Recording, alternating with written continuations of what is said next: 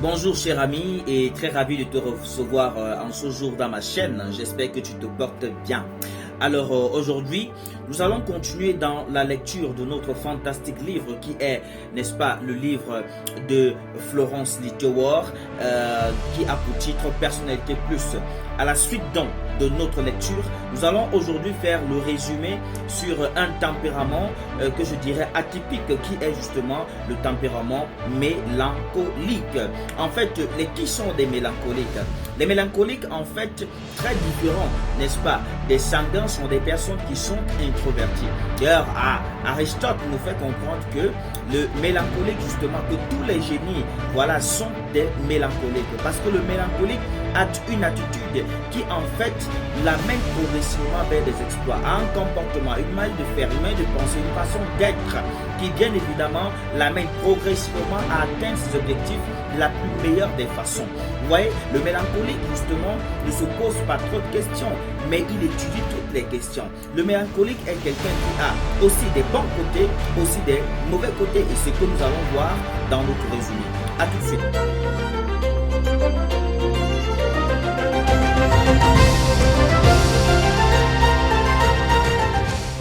Alors, nous allons commencer justement pour bien présenter, expliquer les différents caractères des mélancoliques, n'est-ce pas, par les côtés forts. Et après, nous allons passer par les côtés faibles. Alors, les côtés forts des mélancoliques, c'est quoi exactement? Les mélancoliques sont des personnes qui sont très analytiques. Le mélancolique, n'est-ce pas, il est quelqu'un qui est très persistant. Il passe par tout, n'est-ce pas, les étapes pour pouvoir l'obtenir. Le mélancolique, il est quelqu'un qui a l'esprit de sacrifice. Il est persévérant. Il est quelqu'un qui est respectueux, sensible. Le mélancolique est très organisé. C'est quelqu'un qui est méthodique. Il est très discipliné et fidèle lorsqu'il décide de se lancer. Voilà, dans quelque chose, il y demeure véritablement. Il est très minutieux. C'est quelqu'un qui est cultivé parce qu'il recherche toujours justement avoir des compétences qui vont l'aider à pouvoir atteindre ses objectifs. Le mélancolique, il est profond. C'est quelqu'un qui aime l'art, la musique, qui justement aime faire des choses au travers duquel il va apporter, n'est-ce pas, sa plus-value de connaissance et de compréhension. Le mélancolique, il est quelqu'un qui est graphiste, c'est quelqu'un qui aime les statistiques, il aime les calculs, il aime se rassurer, n'est-ce pas, du pourquoi, du comment, de qu'est-ce qui se passe. Le mélancolique, n'est-ce pas, il est très bien élevé. La plupart du temps, vous allez vous en rendre compte que les mélancoliques, ils sont respectueux, voilà, ils font leur devoir, voilà, ils sont fidèles, ils sont focalisés, ils sont des personnes assez déterminées, ils sont des personnes qui jouissent d'une humilité et d'une simplicité incroyable.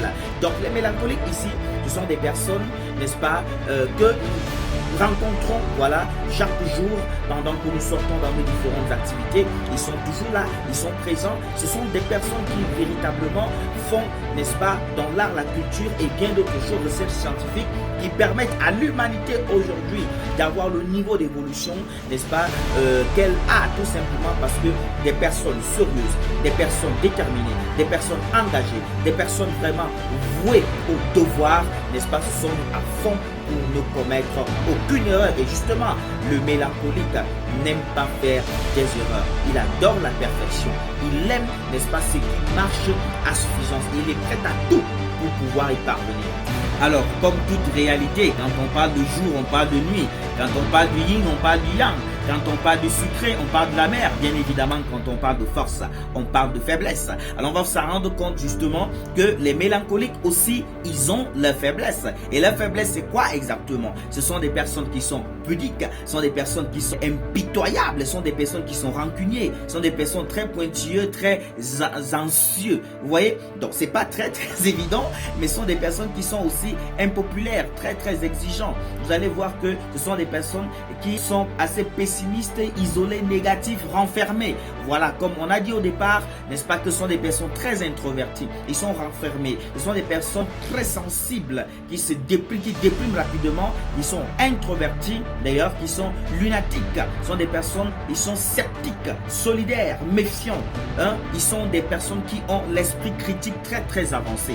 Voilà, on va se rendre compte que justement, voilà, à côté, n'est-ce pas, de tous ces côtés négatifs, le mélancolique reste malgré tout une personne à côtoyer, une personne au travers duquel on peut apprendre, une personne de qualité exceptionnelle. Le mélancolique, justement quelqu'un qui révolutionne son environnement. Pour cela, il a donc besoin du soutien des autres, il a besoin des encouragements, il a besoin véritablement, n'est-ce pas, d'être accompagné par quelqu'un d'extroverti qui va de temps en temps apporter du peps, du punch, voilà, dans sa vie, qui va permettre en sorte qu'il puisse de temps en temps s'ouvrir, de temps en temps, n'est-ce pas, rigoler, de temps en temps être en communauté, voilà, comme pas en étant en retrait, mais justement être partie active et visible, n'est-ce pas, des actions qu'il mène dans l'ombre. Voilà ce que je voulais partager avec vous, mes partenaires, mes collaborateurs dans cette vidéo qui parlait uniquement du tempérament mélancolique. Alors, n'oubliez pas de vous abonner et de liker, sans oublier bien évidemment de cliquer la cloche de notification si vous êtes une nouvelle personne qui découvrait ma chaîne pour que nous puissions continuer ensemble cette belle aventure de lecture. À tout de suite. Bye bye.